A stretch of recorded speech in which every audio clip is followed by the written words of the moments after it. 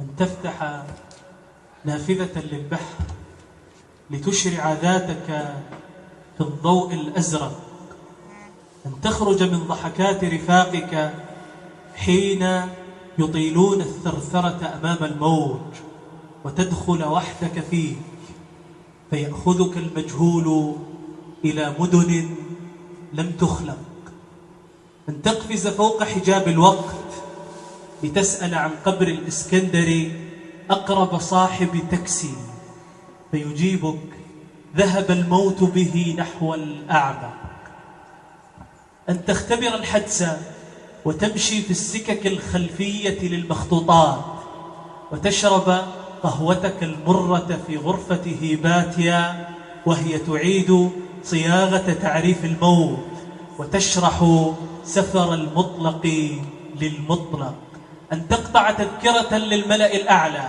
كي تجلس بجوار أبي العباس المرسي وتقول له: هل كنت الواحد في الواحد؟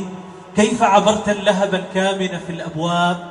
وماذا عن حضرتك المنصوبة تحت العرش؟ وأين وجدت الجزء المفقود من الشفرة؟ حدثني يا مولاي، فبالأسئلة يحاصرني الزمن الزئبق.